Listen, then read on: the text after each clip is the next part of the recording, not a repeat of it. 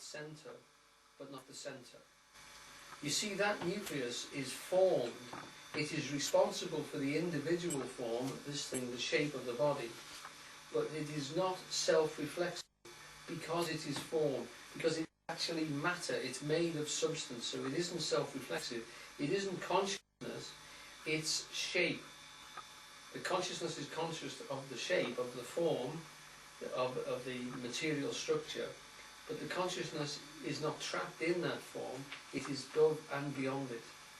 Remember, all form is effect. Cause is in the will. The will works through the infinite form, but is not the infinite form. Okay? So that's just a reminder to, when you're playing about with these structures, not even to get trapped on them, because what you are, your consciousness, is that infinite field looking at these shapes within it, and they're all just shapes within it. They're held by energy, but they look like matter to us. In other words, they look substantial. They look very, very real. You look real to me, I look real to you, the chairs look real to all of us. But it's just energy holding the shape. And from what we know of quantum physics, this is statistical, that it actually stays in the same bloody shape that we can rely on. It's actually moving constantly. It's a pattern of movement. There isn't any real thing there. It's all intangible. So if you go back to the field all the time and say, yes, the form is the field moving in a particular way, but the field is the important thing, keep throwing yourself back into that, and your representation in that is your will, that thing which acts through you. Not your thoughts, which are significant and help you to see what you're doing, not your likes and dislikes, which help you tap into it, or the urges which give you the nature of the human nature that you've got. But that thing there, and you participate in that far more than you do in any of this. So keep going back to the infinite, timeless, rather than getting trapped on any cause, on any form or any shape. So hopefully we've gone in a big circle and thrown ourselves back into this infinite to describe what Deja Vu is all about.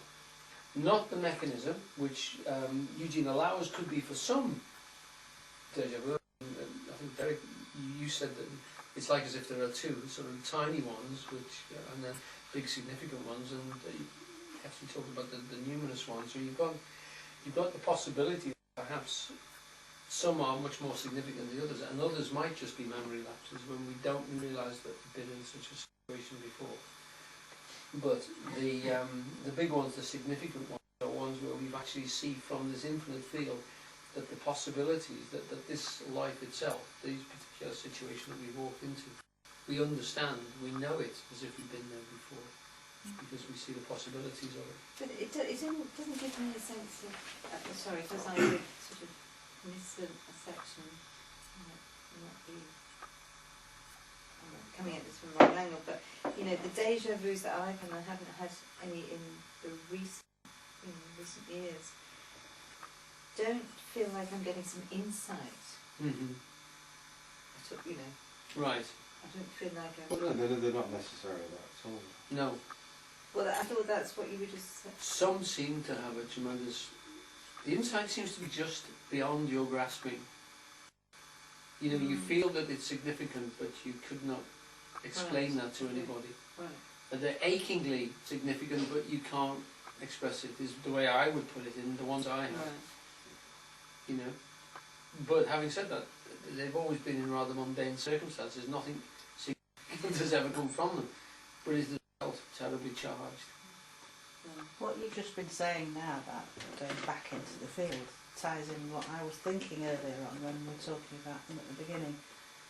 Precisely because a lot of the ones I've had are mundane. Mm-hmm. There's something perfectly ordinary that I've felt, I've seen, I've experienced before, but it has that numinous quality. Yes. If that's the right word. And I was wondering earlier on if what might be happening is that it's something perfectly ordinary that you're aware of, but that it might be that perhaps you've shifted up the levels of being and you're looking at it from not your ordinary place. Yes. That you move up the levels a bit towards the hexonic level, which you've got represented on there.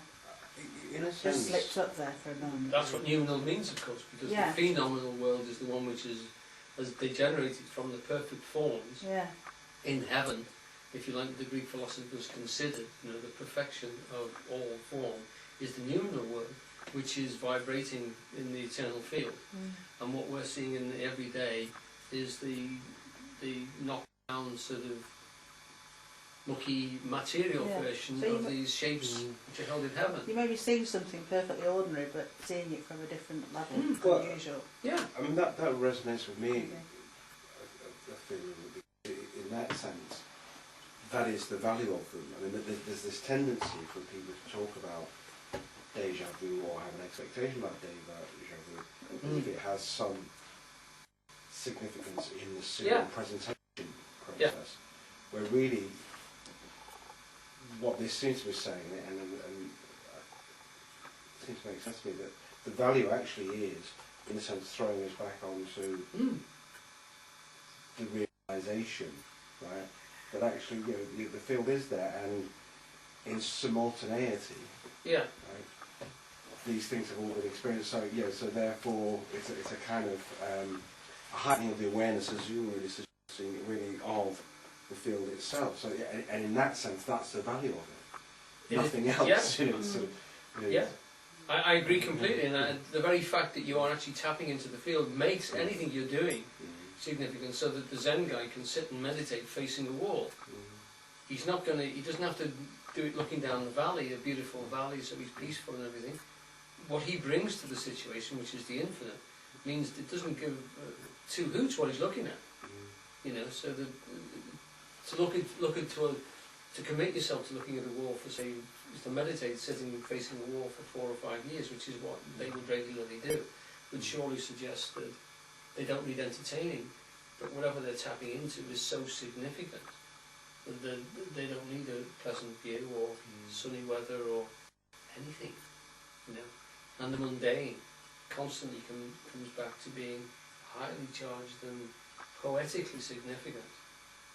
You know, often what they say are commonplaces which vibrate with tremendous intensity because of the way that they present them to, you know, the situation.